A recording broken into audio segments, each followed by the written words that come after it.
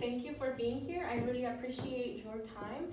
So today's topic will be focused on technology infusion, and just so that you know why we're focusing on this is because of the needs assessment that I submitted like 2 weeks ago and that you were so kind to respond to. Based on this data, I was able to conclude that teachers demonstrated most interest in participating in professional development that deals with technology infusion. That was one of the most dominants from the survey.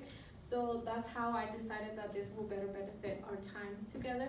And well, an overview of what the day will look like, we're gonna talk about the value of technology infusion, the impact and the challenge that we faced with this matter, and then practical application. We will be focusing on one digital tool that is called Padlet, and we will do a learning activity. So I appreciate that you brought your Chromebooks.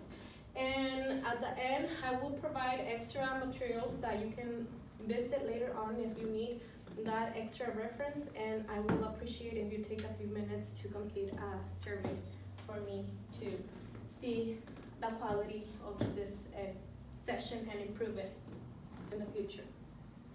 So to begin with, why is technology infusion something important?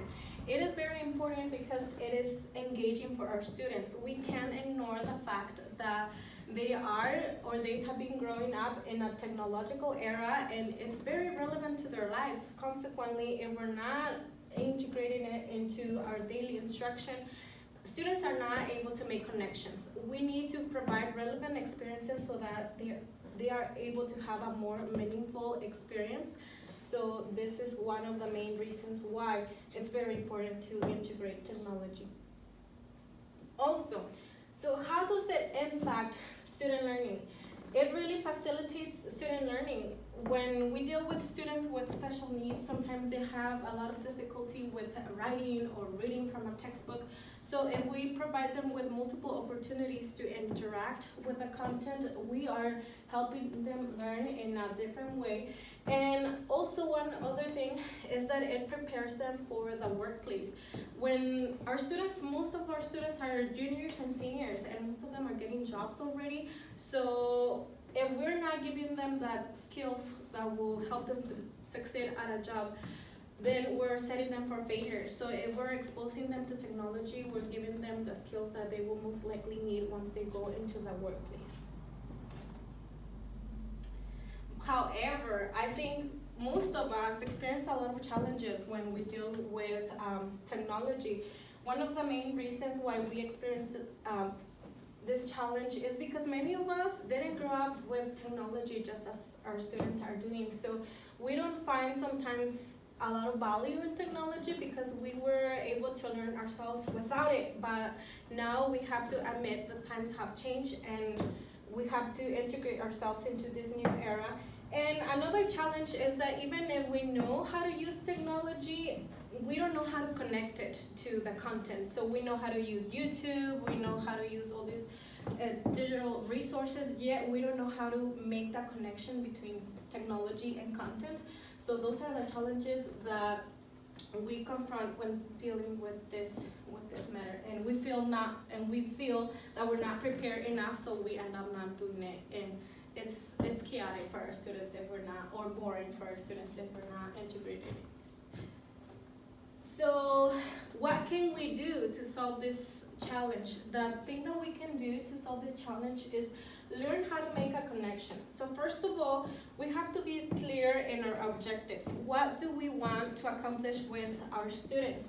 So once we have clear objectives, we can then identify what digital tool will best meet their needs. For example, if I want my students to have more active collaboration with their peers, then I can think of Google Classroom and Google Slides, for example, because they can share a presentation and they can all have access to it. So first of all, you have to be clear on what do I want to accomplish, and then identify what digital tool will best meet my needs. So that's the very first step to integrating technology. So this is my favorite part because this is the time where you get to play around with this content, and this is a practical application. So as I stated before, one of the very first things that we need to do is find meaningful digital tools that will connect with the content. And for today's session, I only plan on focusing on one digital tool. Sometimes when I go to PDs myself, I feel that I'm overwhelmed with tons of digital tools, of different resources.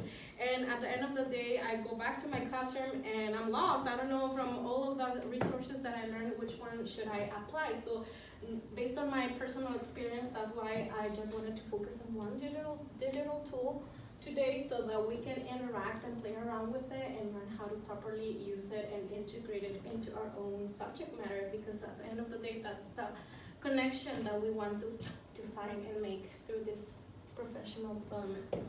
So what's Padlet?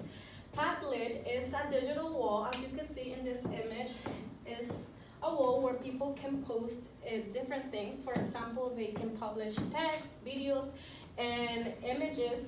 And the best part about this digital tool is that it promotes collaborative work.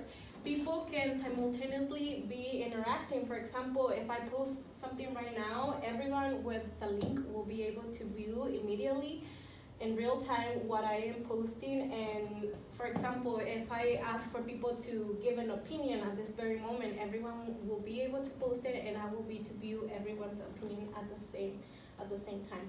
So this is the tool that we will focus. I have a question about that. So students have access to see everyone's response? Yes, that I really appreciate that question, because if I create a Padlet, the teacher will create the Padlet, and you will be able to access a link that will send you specifically to that Padlet. So anyone with access to that link will have access to view whatever everyone is posting. So another question, can students comment on other students' like response in the Padlet or no? No, they're not able to make any comments. They can only view their work. That's the only thing that I think that hopefully in the future they can have another feature that allows for students to comment, because that will make it more ideal for really active collaboration. Thank you. Yeah.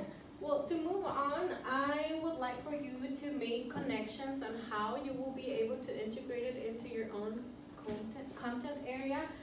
As I stated a few minutes ago, I think that it's very valuable when we are able to play around with whatever we're learning, so that when we go back to our classes, we know exactly how to incorporate it.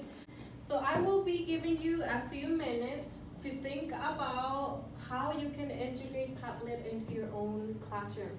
The question is the following: what Padlet task can you create for your students that is related to your content area? For example, if we're doing a literature piece, we can have students summarize or support an argument that we provide them, or the anticipatory set for our lessons. So I just want you to think about how you can connect it to your own classroom, and I will be giving you 5 minutes for you to post into the Padlet, and then I will expect for you guys to collaborate and hear each other's ideas. I think those ideas will also help us have better strategies once we go back into our classroom. Okay. 5 minutes. Yeah. Thank you for sharing. I like that. An essay for the final, in order for them to get in started with their thoughts. I'm going to tell them what the topic is, and they have to take a position and provide an argument to defend it, because it has to be a persuasive essay, and so they have to persuade people to. So how exactly is it to be covered? So for English class, the students have to write an essay as their final.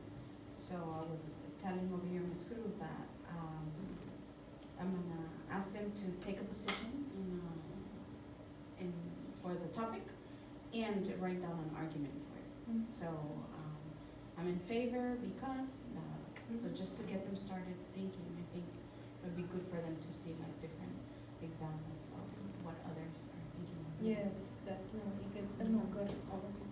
Okay. I really thank you, all of you, for sharing those wonderful ideas with your peers. So you may thank your partner and go back to your regular set. We're gonna conclude this session. So to conclude our session, I'm gonna end up by sharing some tools that you may access in your own time, just in case you are having further questions about how to properly use Padlet.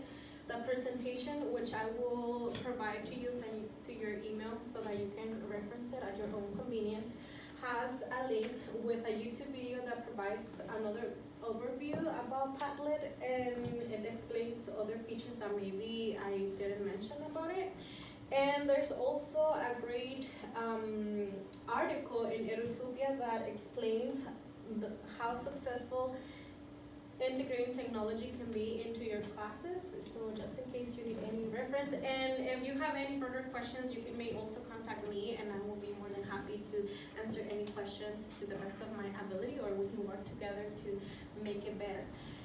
And I will really appreciate if you take the next 2-3 minutes to complete this survey. It will just provide me with feedback about how I myself can improve this session in the future. Thank you very much for your time, and we'll see you next time.